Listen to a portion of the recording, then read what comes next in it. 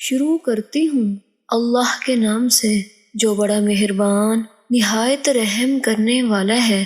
السلام علیکم ورحمۃ اللہ وبرکاتہ۔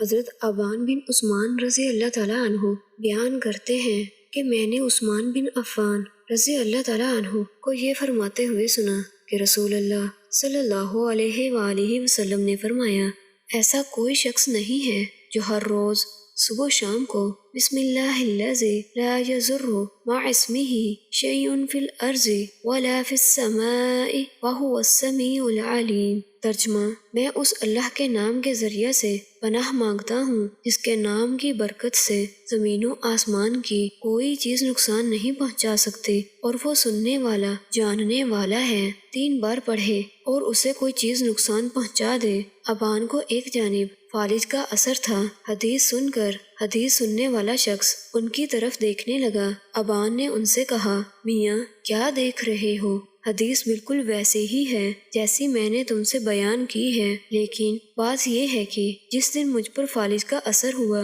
اس دن میں نے یہ دعا نہیں پڑھی تھی، اور نتیجہ یہ ہوا کہ اللہ نے مجھ پر اپنی تقدیر کا فیصلہ جاری کر دیا۔